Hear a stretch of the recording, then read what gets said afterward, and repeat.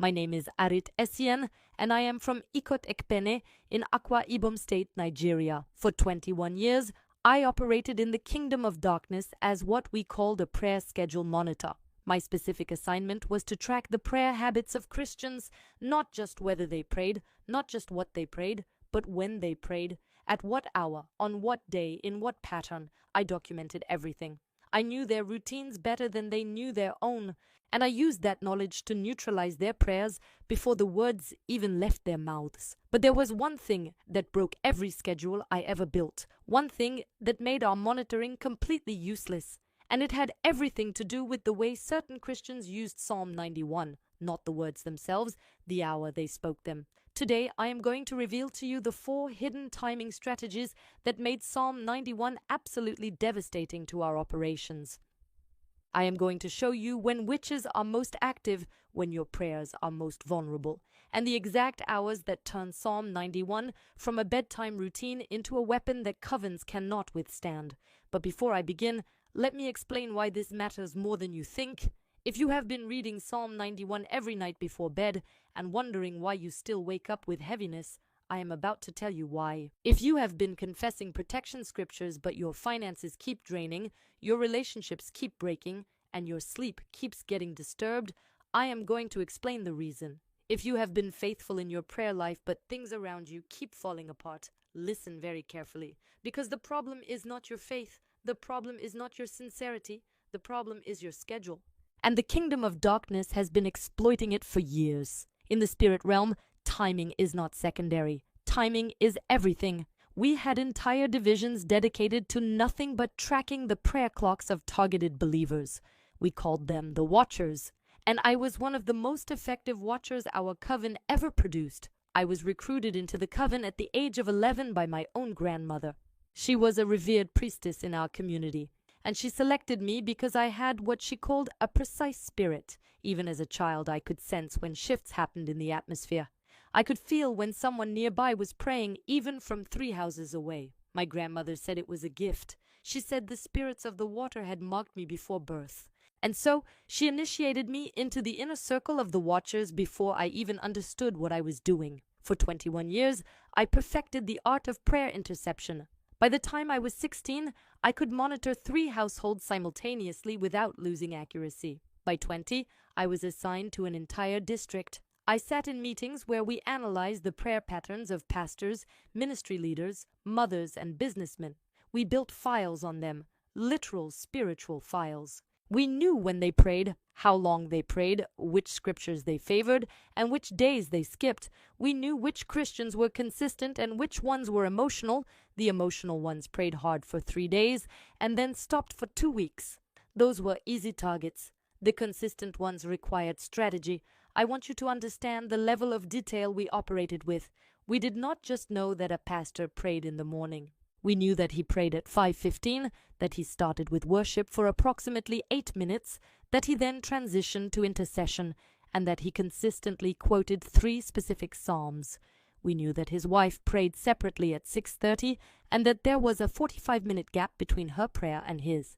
That gap was our window. Every attack we launched on that household was timed for that 45-minute window. That is the level of precision the Kingdom of Darkness operates with, and most Christians have no idea. Among all the scriptures we tracked, the one that appeared most frequently in our files, the one that caused us the most problems and the most opportunities, was Psalm 91. Let me explain why. Psalm 91 is not just a psalm of protection. In the spirit realm, it functions as a covering declaration. When a believer reads Psalm 91 with understanding and authority, it creates a canopy over their life. A spiritual roof. We could see it in the spirit realm.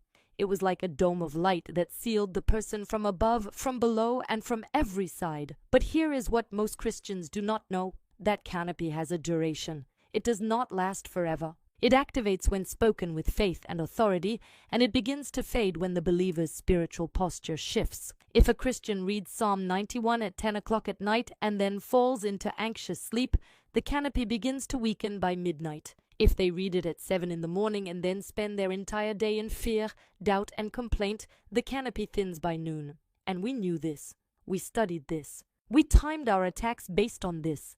That is why today I need to reveal to you the 4 hidden timing strategies that make Psalm 91 truly unstoppable. Not the words, the hours. The first hidden timing strategy is what we call the pre-dawn seal. This means reading Psalm 91 between 3 o'clock in the morning and 4:30 in the morning. Let me tell you why this hour was the most feared in every coven I ever served. Between midnight and 3 o'clock in the morning, that is the peak operational window of the kingdom of darkness. That is when the most powerful rituals are performed. That is when assignments are launched. That is when monitoring spirits do their deepest scanning. Every witch knows this. Every coven operates on this schedule. But at 3 o'clock in the morning, something shifts. There is a transition in the spirit realm. The peak of darkness begins to break and the atmosphere becomes what we called spiritually porous. That means it becomes easier for declarations to penetrate, it becomes easier for prayers to reach their target, and it becomes extremely dangerous for any witch who is still operating in the open. If a Christian wakes up at 3 in the morning and begins to declare Psalm 91 with authority and faith, they are essentially speaking into the most vulnerable moment of the enemy's operation. They are declaring protection at the exact hour when the enemy's shields are down. And the canopy that forms over their life during that hour is the strongest canopy we ever encountered. Let me tell you about a woman named Sister Binta. She lived in Uyo, about 40 minutes from my base in Ikot Ekpene. Our coven was assigned to monitor her family because her husband was a pastor who was causing disruptions to our operations in the region. Sister Binta was not even the primary target, her husband was. But we needed to weaken his covering by attacking his household. For 3 weeks, we monitored their home. We documented their prayer patterns. Pastor Tunde, her husband, prayed every morning at 5 o'clock. He was consistent. 5 o'clock every morning, 45 minutes. We respected his discipline, but we could work around it. We would launch our assignments at 1 o'clock in the morning, giving them 4 full hours to settle before his prayers began. By the time he started praying at 5, the assignments had already attached. But then something changed. One night, around 2:45 in the morning, Sister Binta woke up. She did not turn on the lights. She did not make noise. She simply sat up in her bed and began to whisper Psalm 91. Not reading from a Bible. She had memorized it. She spoke it slowly, deliberately, with a calm authority that we could feel from the spirit realm. The effect was immediate. The monitoring spirit that was stationed over their home sent an alert to the coven. Something had sealed the house, not just the bedroom, the entire property.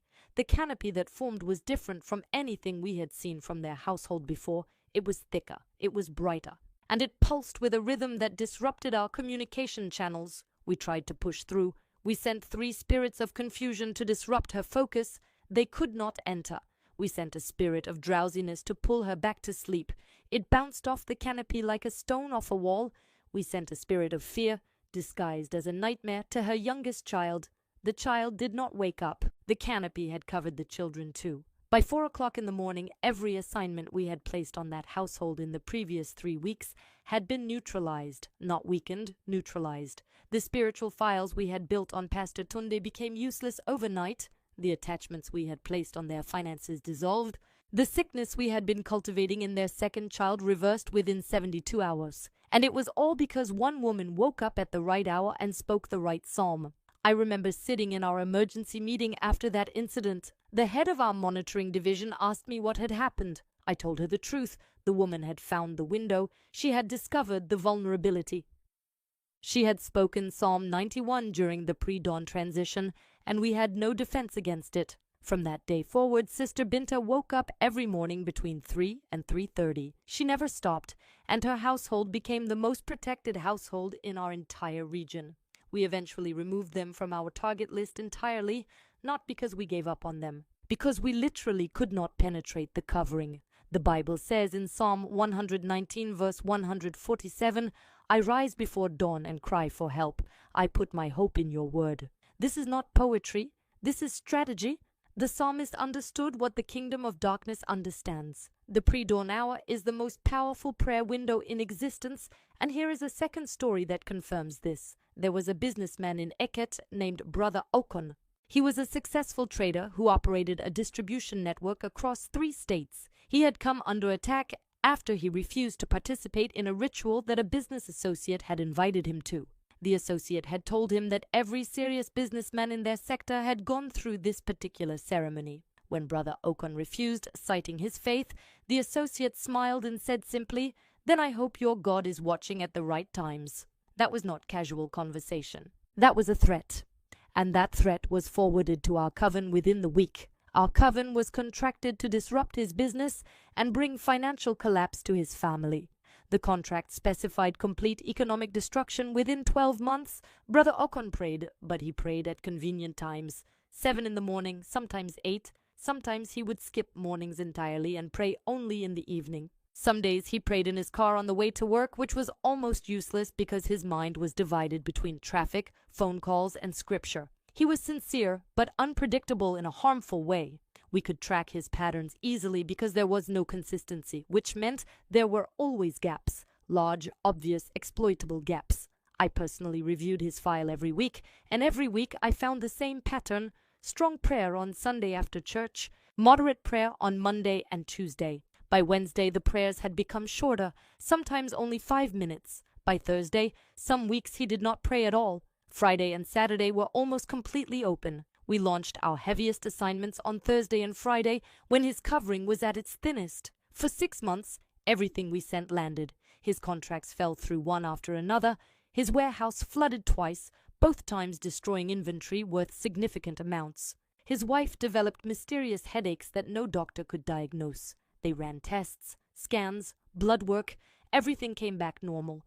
But the headaches persisted, always starting in the late afternoon, always on the days when she had skipped her own prayers. His accountant embezzled money, and the discovery came at the worst possible time, right when he needed capital for a new shipment. Everything we planned worked perfectly because his prayer covering had holes. Large, predictable holes that we exploited with surgical precision. Then one day, Brother Occult attended a 3-day prayer conference. The speaker at that conference taught specifically about the power of the pre-dawn hour. He did not just teach theory, he gave practical instructions. Wake up at 3, speak Psalm 91, declare your covering, seal your day before the enemy seals it for you. Brother Occult started the next morning, 3 o'clock, Psalm 91, every single day.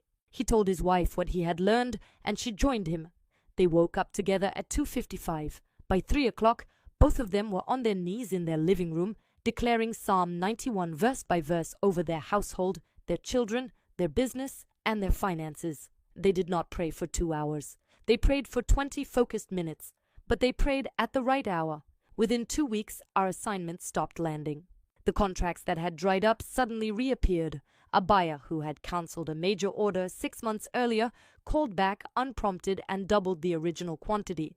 The embezzled money was recovered through an unexpected audit that nobody in the company had initiated. The auditors later said they felt compelled to review the accounts. His wife's headaches vanished on the 3rd day and never returned. And when I went into the spirit realm to investigate what had happened, I saw the same thing I had seen with Sister Binta. A canopy, thick, pulsing, impenetrable. Activated at the pre-dawn hour, the coven was furious. The client who had contracted the assignment demanded results, but I told the head priestess the truth. The target had shifted his schedule, he had found the window, and there was nothing we could do about it unless he stopped. He never stopped. That is the power of the first timing strategy. The pre-dawn seal, 3 to 4:30 in the morning, the most feared hour in the kingdom of darkness. Right now, I want you to go to the comments and write this: I activate the pre-dawn seal over my life. When you write that, you are not just typing words on a screen. You are making a declaration that the kingdom of darkness can hear. You are announcing that you have discovered the window, and you are sealing it with the authority of Psalm 91. Do not just watch this video and move on. Participate. Write it in the comments right now. I activate the pre-dawn seal over my life. Your breakthrough begins when your declaration meets the right hour. The second hidden timing strategy is what we called the noon disruption. This means reading Psalm 91 between 11:45 in the morning and 12:15 in the afternoon. Most Christians think the spiritual battle happens only at night. That is exactly what the kingdom of darkness wants you to think. Because some of our most effective assignments were launched in broad daylight. At noon, most people are in the middle of their day. They are at work. They are eating lunch. They are distracted. They are not thinking about spiritual warfare. They are not praying. They are completely unguarded. and the kingdom of darkness takes full advantage of that. In our coven, we had a specific assignment category called the midday redirection. These were assignments designed to alter the trajectory of a person's day by inserting confusion, conflict, or crisis at the noon hour. We would send spirits of argument to marriages, spirits of error to business meetings, spirits of sudden fatigue to people who were on the verge of breakthrough.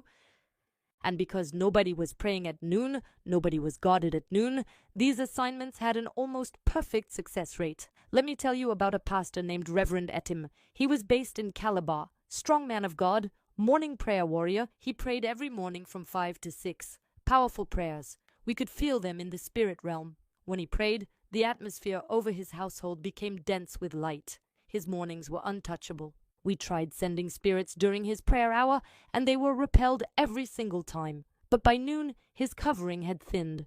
The canopy he had built in the morning was still present, but it had weakened because of the spiritual friction of the day, the arguments with church members, the financial stress of running a ministry with limited funds, the phone calls filled with bad news, a deacon who was causing division, a congregant who needed counseling but demanded more than Reverend Essien could give emotionally. Every negative interaction, every moment of frustration, every anxious thought chipped away at the canopy until by 12 o'clock it was paper thin. That was when we struck.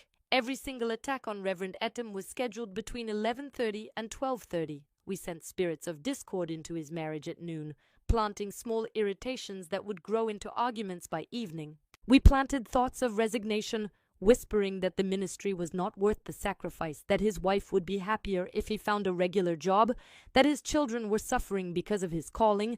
We triggered health symptoms at noon.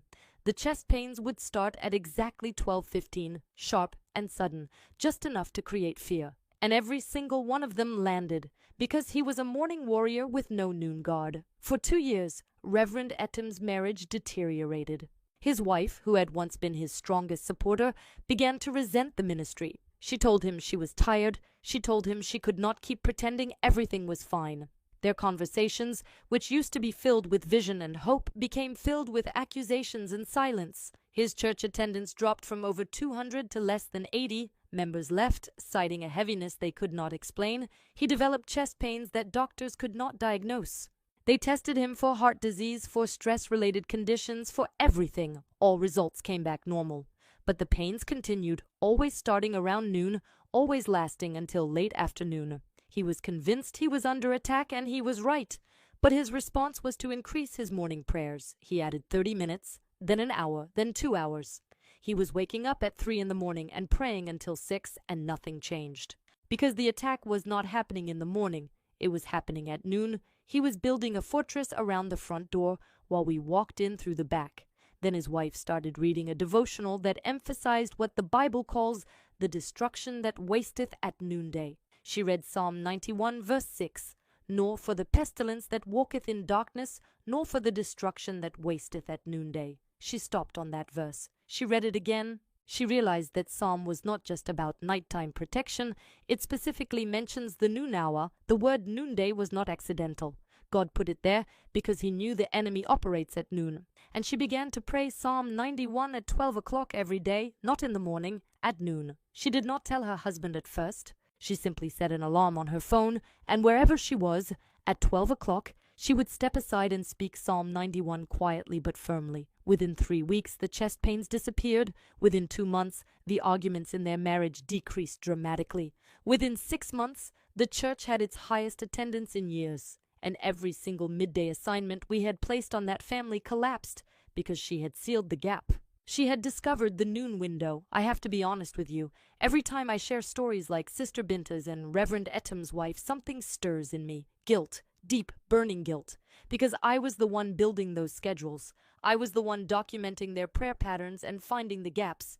I was the one reporting back to the coven with precision timing so we could strike when they were most vulnerable. And now I see the damage I caused. Every marriage I helped destroy. Every health condition I helped engineer. Every business I helped collapse. I was a specialist in timing, and I used that gift to dismantle the lives of people who were doing nothing wrong except praying at the wrong hour. That is why I want to tell you about something called the 21-day breakthrough protocol. It is a complete system designed to identify and close every spiritual door in your life. It is 21 days of targeted prayers, 21 days of strategic declarations, 21 days of systematic deliverance from the 7 main assignments that were most commonly used against Christians when I was operating in darkness. This protocol was developed by believers who understand spiritual warfare at the deepest level, and I myself went through this protocol after my deliverance. It was part of my own healing process, learning how to dismantle every schedule I had ever built,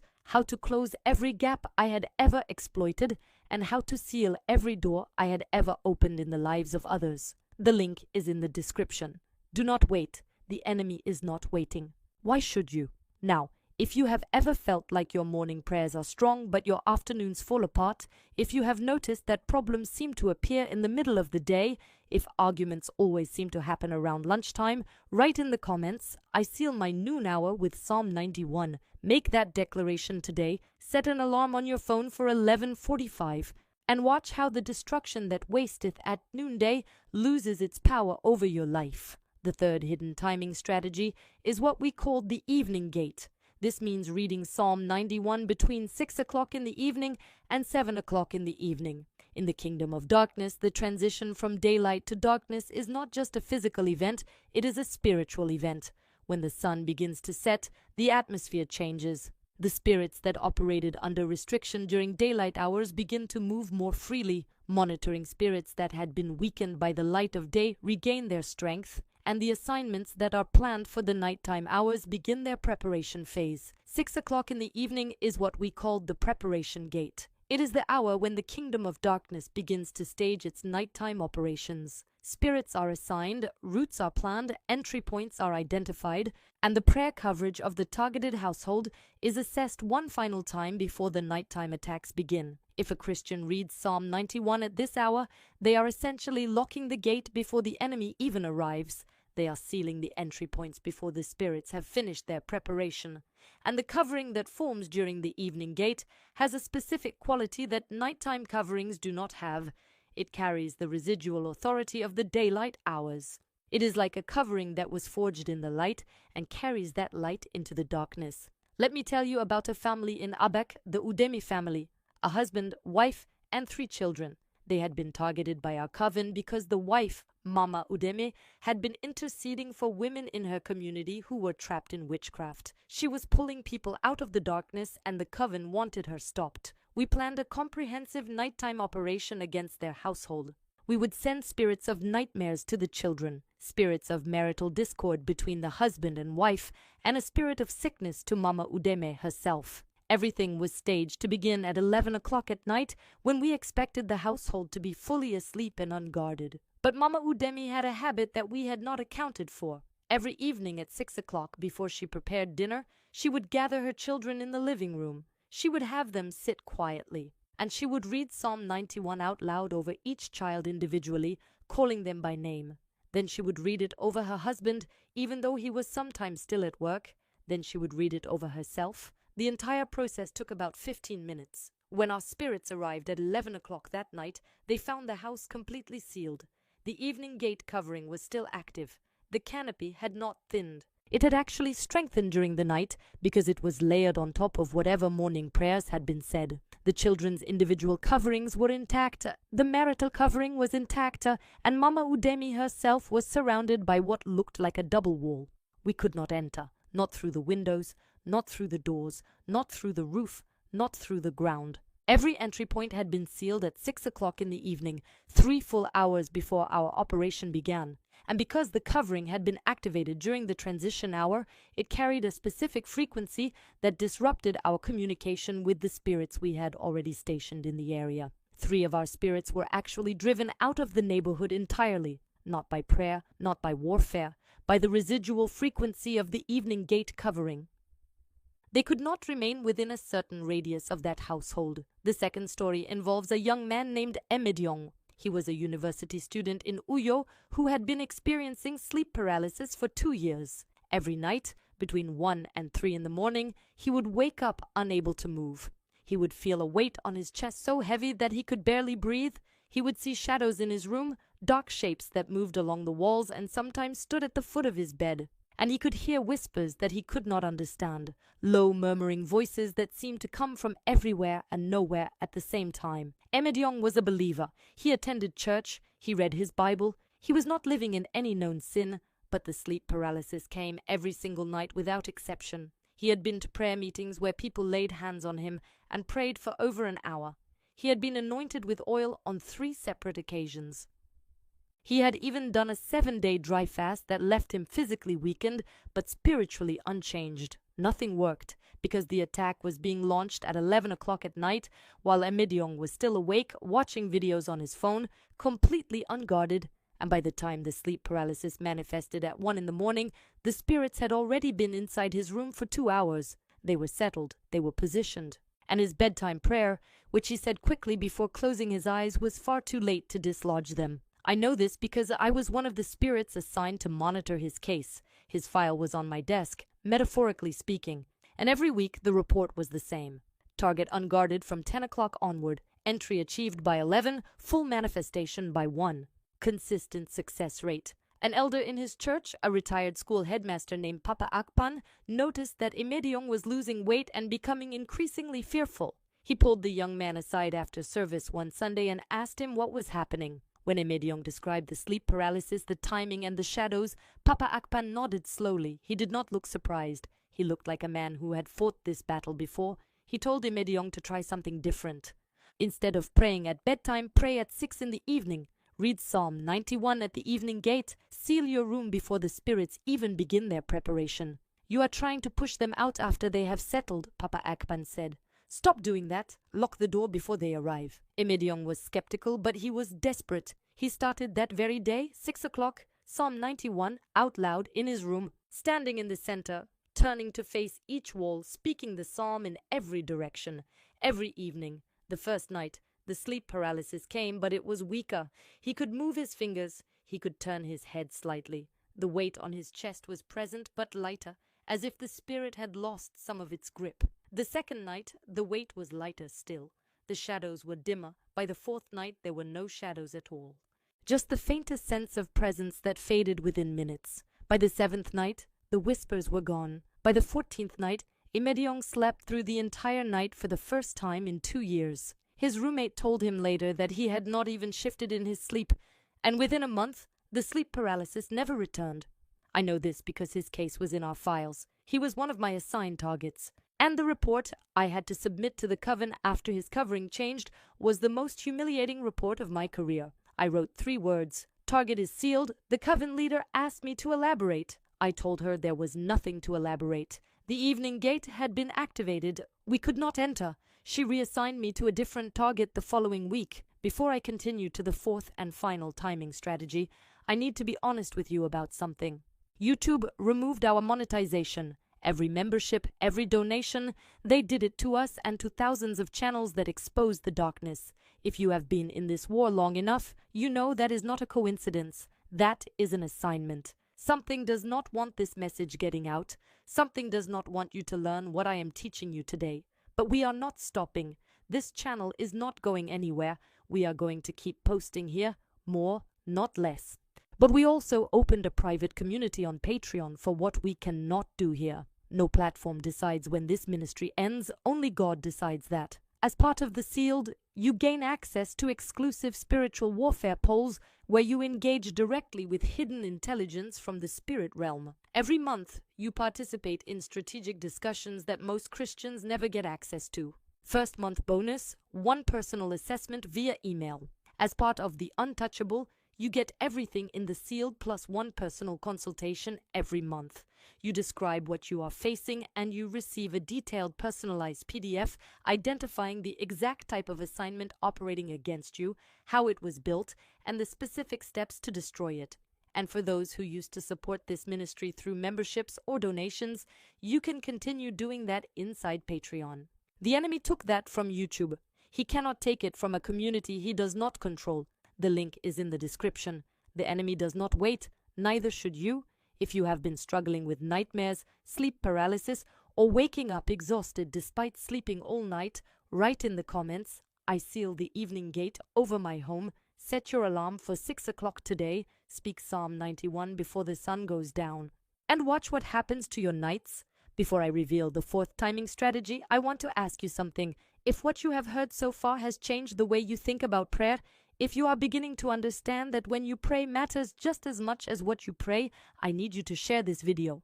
Share it with someone who has been praying faithfully but not seeing results. Share it with someone who wakes up tired every morning. Share it with that friend who thinks prayer is just about the right words, because the truth about timing could change everything for them. Share it now, before you forget. The fourth hidden timing strategy is what we call the midnight declaration. This does not mean praying at midnight. This means reading Psalm 91 at 11:45 at night, 15 minutes before midnight.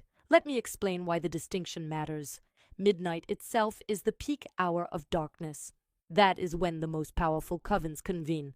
That is when the highest level rituals are performed. That is when the atmosphere is most saturated with demonic activity. If you start praying at midnight, you are entering the battle at the moment when the enemy is at full strength. But 11:45 is different. 11:45 is the last 15 minutes before the peak. The kingdom of darkness is in final preparation. Spirits are gathering. Assignments are being reviewed. Entry points are being confirmed, but the full force has not yet been deployed. If a Christian begins to declare Psalm 91 at 11:45, they are releasing a covering over their life during the enemy's preparation phase. They are disrupting the staging process. They are sealing their household before the full assault is launched, and the effect is devastating. Let me tell you about a prayer group in Occult, my own city. 5 women who met every Wednesday night for prayer. They were not doing anything extraordinary, just faithful women praying together once a week, but one of them, a woman named Sister Anifiok, had been having visions during their prayer meetings. She kept seeing a clock, and the clock always showed 11:45. For weeks, she did not understand the vision. She thought it might be symbolic, but then she felt an instruction in her spirit. Start your Wednesday prayer at 11:45, not at the usual 9 o'clock. The other women thought she was being extreme. Who prays at 11:45 at night? But they trusted her discernment, and they agreed to try it for 1 month. The first Wednesday, they began at 11:45 with Psalm 91. By 11:50, the atmosphere in the room had changed so dramatically that one of the women started weeping without knowing why. By 11:55, 2 of the women reported seeing a vision of chains breaking, and at exactly midnight, when the kingdom of darkness was supposed to be at full power, the 5 women were already deep in intercession, covered by the canopy of Psalm 91 that had been activated 15 minutes earlier. I know this because I was the monitoring spirit assigned to that prayer group. I was there in the spirit realm watching, and what I saw at 11:45 that night was something I had never witnessed in 21 years of service in the kingdom of darkness. When Sister Anifiok opened her mouth and began to read Psalm 91 at 11:45, 5 individual canopies formed over each woman. Within seconds, those 5 canopies merged into a single dome, and that dome began to expand. It did not just cover the room, it did not just cover the house, it expanded outward, pushing through the neighborhood, disrupting every demonic operation within a significant radius. Assignments that had been prepared for other households in the area were scattered. Spirits that had been stationed at their posts fled. Communication lines between covens in the region were severed, and the 5 women in that room had no idea what was happening in the spirit realm. They were simply reading Psalm 91 at the right hour. Our coven held an emergency meeting the following morning. The disruption had been so severe that operations across 3 covens in the region had been affected, and it all traced back to 5 women and Psalm 91 at 11:45. From that night forward, the Wednesday group continued starting at 11:45, and every Wednesday night operations in our region were disrupted. Eventually, the coven stopped planning major assignments on Wednesdays entirely. 5 women with 1 psalm at the right hour had shut down an entire operational night for the kingdom of darkness. The second story involves a pastor named Arit Essien. He was a quiet man who pastored a small church in Itu, near the Itu Bridge. Nothing flashy, no large congregation.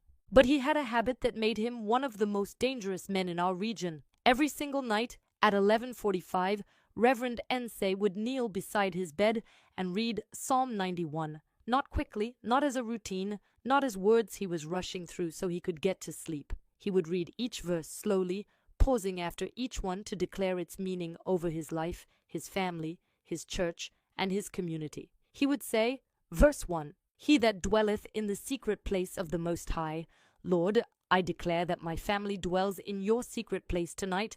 My wife dwells there. My children dwell there. My church members dwell there. No spirit can reach those who dwell in your secret place."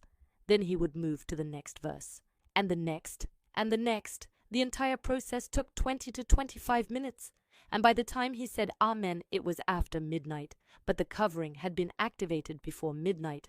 That was the key. By the time midnight arrived, Reverend Essien was surrounded by a covering that no coven in our region could penetrate. His household was sealed so completely that our monitoring spirits could not even get a clear reading on what was happening inside. It was like trying to see through a wall of light. His church members, even the ones who did not pray consistently themselves, were covered by the residual effect of his declaration. It was as if his Psalm 91 at 11:45 created a shield that extended beyond his own household and touched everyone connected to him. We called it the ripple effect. One man's covering at the right hour was protecting dozens of people who had no idea they were being shielded. We tried to attack his church for 3 years. 3 years, and every single assignment was neutralized. Every spirit we sent was repelled. Every scheme we designed collapsed. Let me tell you what we specifically attempted so you understand how thorough we were. First, we tried to destroy his marriage. We sent a spirit of contention to create arguments between him and his wife over church finances. But his wife was also covered by the ripple of his declaration, and the spirit could not settle. It would approach the household and bounce back. We then attempted to bring sickness to his youngest daughter, a fever assignment. That was a common strategy, because when a child falls ill, the parent becomes distracted, and distraction creates gaps in the prayer schedule, but the fever assignment returned unfulfilled. The spirit reported that it could not even enter the child's room. The covering over that household was not just thick, it was layered. Every night at 11:45, a new layer was added on top of the previous one. After 3 years of nightly declarations, the layers were so dense that our most experienced monitoring spirits could not even approach within effective range. The coven eventually called a special assembly to discuss Reverend Essien. They brought in specialists from 2 neighboring covens, and after 3 days of deliberation, the verdict was unanimous. Leave him alone, reallocate the resources. He is sealed beyond our operational capacity. And it all came down to 1 man, 1 psalm, and 15 minutes before midnight. Psalm 91 verse 5 says, "You shall not be afraid of the terror by night." That verse is not a wish, it is a promise. But the promise activates when you position yourself correctly. The terror comes at midnight. The declaration must come before midnight. 15 minutes before is all it takes. Now I want you to make one final comment declaration. If you have been experiencing attacks at night, if your worst moments seem to happen after midnight, write in the comments, "I declare Psalm 91 over the midnight hour." Write it and mean it, because the kingdom of darkness knows your schedule. And now, you know theirs. Now let me bring all of this together for you. These 4 timing strategies are not random suggestions. They are the 4 windows of vulnerability in the kingdom of darkness that I personally exploited for 21 years. The pre-dawn seal, between 3 and 4:30 in the morning, strikes when the enemy's peak operations are ending and their defenses are lowest. The noon disruption, between 11:45 in the morning and 12:15 in the afternoon, seals the gap that most Christians leave wide open during the busiest part of their day. The evening gate, between 6 and 7 in the evening, locks the entry points before nighttime spirits even begin their preparation. And the midnight declaration at 11:45 at night disrupts the staging process of the enemy's most powerful operations. When a Christian activates even one of these timing strategies, their prayer life changes dramatically. The monitoring spirits that have been tracking them receive a disruption. The file that was built on their habits becomes unreliable. The gaps that were being exploited begin to close. I want you to understand this from an operational perspective. In the coven, we held weekly review meetings where we assessed the status of every target. When a target changed their prayer schedule without warning, it created what we called a schedule breach. A schedule breach meant our intelligence was compromised. It meant the assignments we had timed based on their old pattern would miss their windows.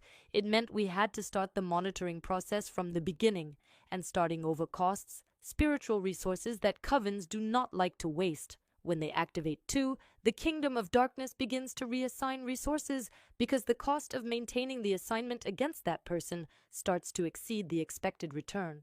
When they activate 3, they become what we called a high priority untouchable, a target that consumes more resources than it is worth. Covens would actually argue about whether to continue pursuing a 3-strategy believer because the spiritual losses were becoming unacceptable, and when they activate all 4, they become invisible to the kingdom of darkness entirely, not because they are hidden, but because no coven has the resources to sustain an operation against someone who is covered at every critical hour.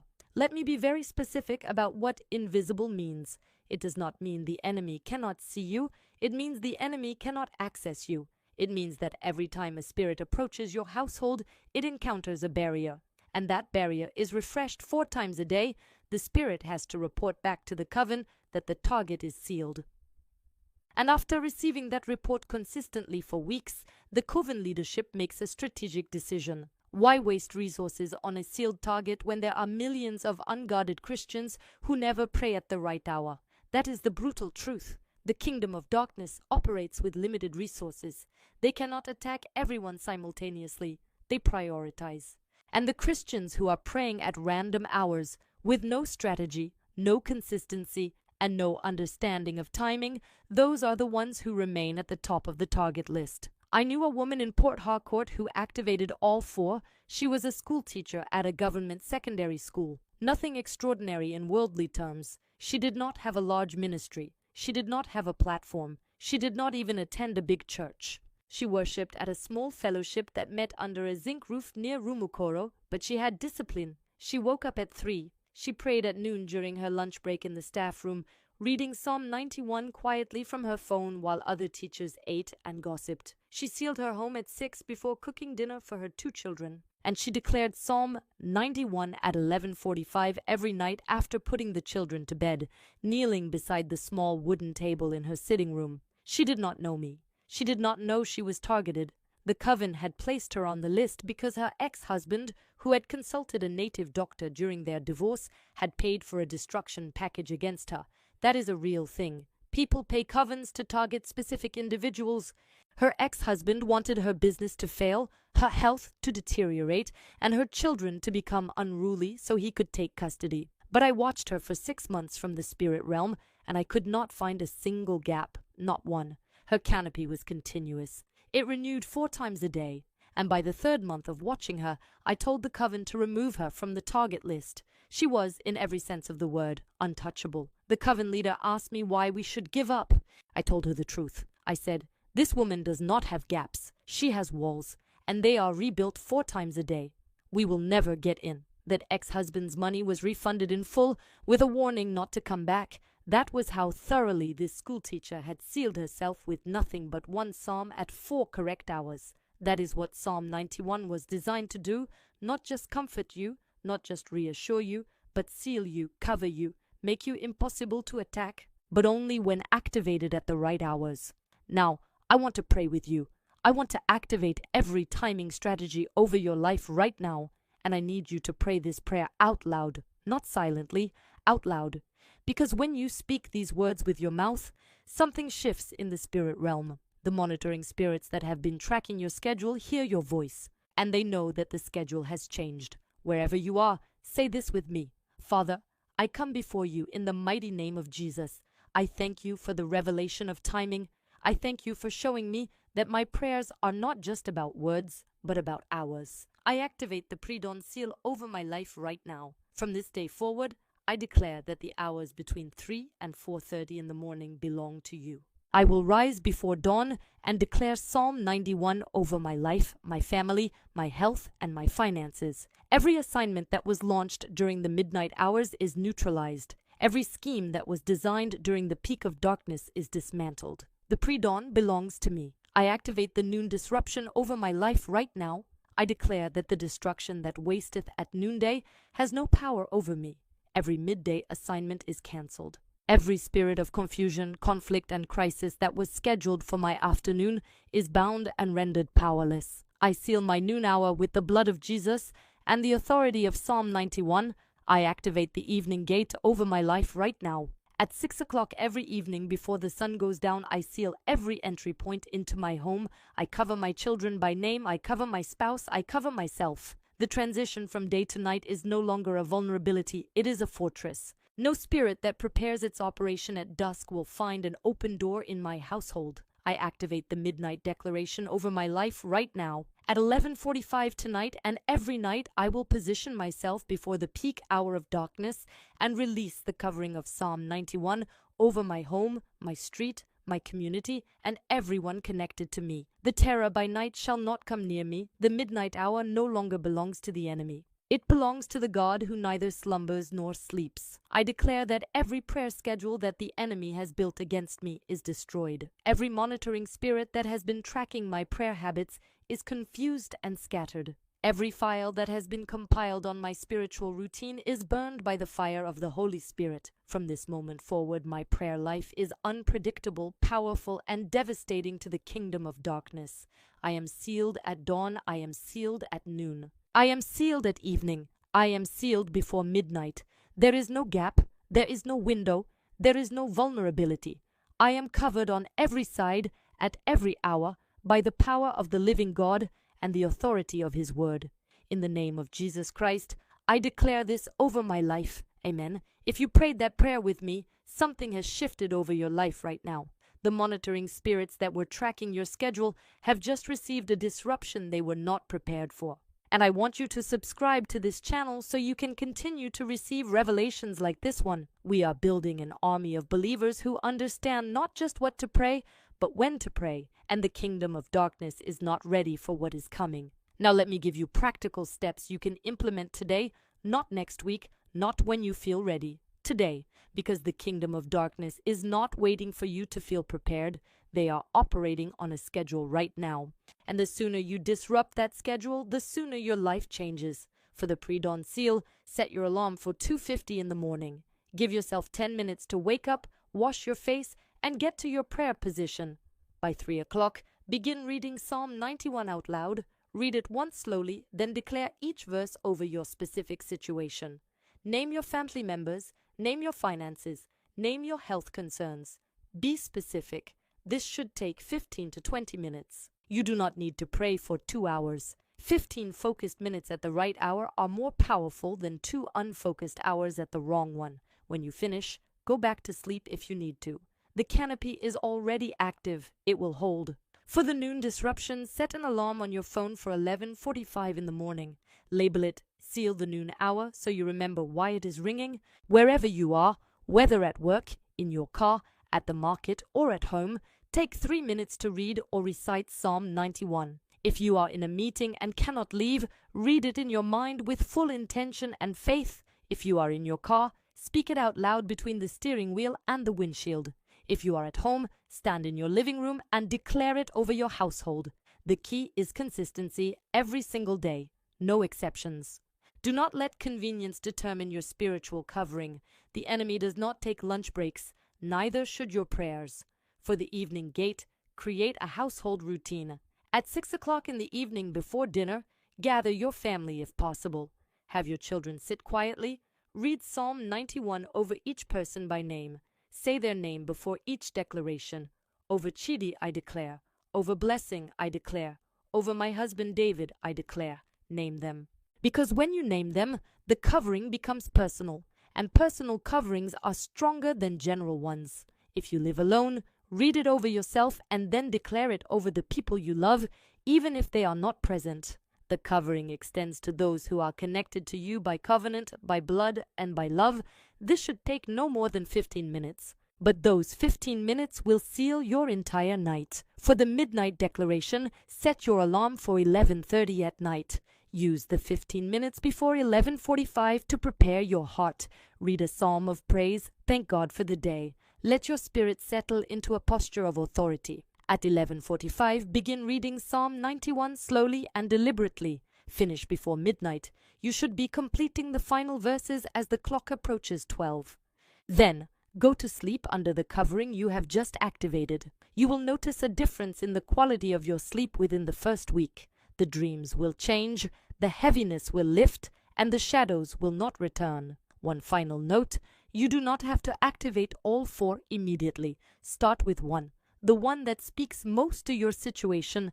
If your nights are your biggest problem, start with the midnight declaration. If your days fall apart despite morning prayers, start with the noon disruption. If you want maximum coverage from the beginning, start with the pre-dawn seal because it sets the tone for the entire day. Build the habit with one and then add the others over time. Within 3 weeks, the kingdom of darkness will notice. Within 2 months, your name will be moved to a different list. And within 6 months, if you are consistent, the monitoring spirits assigned to you will be reassigned to easier targets. That is not a promise I am making from my own authority. That is what I witnessed for 21 years in the kingdom of darkness. Now I want you to make one final declaration in the comments. Write this. My prayer schedule has changed. The enemy no longer knows my hours. Write it. Seal what God has done today.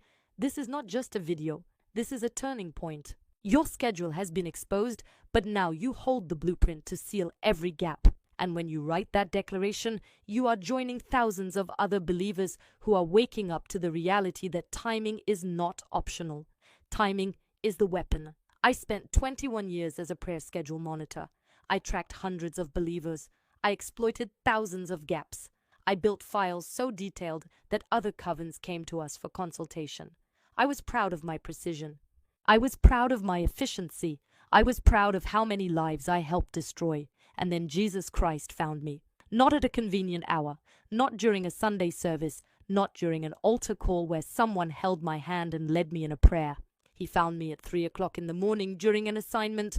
I was monitoring a family in Uyo, and the mother woke up and began to pray. I had tracked her for months. She had never prayed at that hour before. She always prayed at 6 in the morning, right before waking her children for school. But that night, something stirred in her spirit, and she got up at 3 and began to declare Psalm 91. She did not know why she was awake. She did not know I was watching. She simply obeyed the stirring. She did not even sit up properly. She knelt on the floor beside her bed in the darkness and began to speak. And as she spoke, something happened to me that I cannot fully explain. The words reached me, not as spiritual weapons, as truth. For the first time in 21 years, I heard Psalm 91 not as a threat to my operation, but as an invitation. He who dwells in the secret place of the Most High shall abide under the shadow of the Almighty. I realized I had never dwelled anywhere. I had only monitored. I had only tracked. I had only watched other people find shelter while I stood outside in the darkness taking notes. That was the night I left the coven. That was the night I chose the shelter. And that is why I am sitting here today telling you everything I know. My name is Arit Essien. For 21 years, I monitored prayer schedules for the kingdom of darkness. I knew when Christians prayed. I knew when they stopped. And I used that knowledge to destroy their lives. But Jesus Christ set me free. And now I am using that same knowledge to set you free. The kingdom of darkness knows your schedule. But as of today, you know theirs. And that changes everything. God bless you. And I will see you in the next testimony.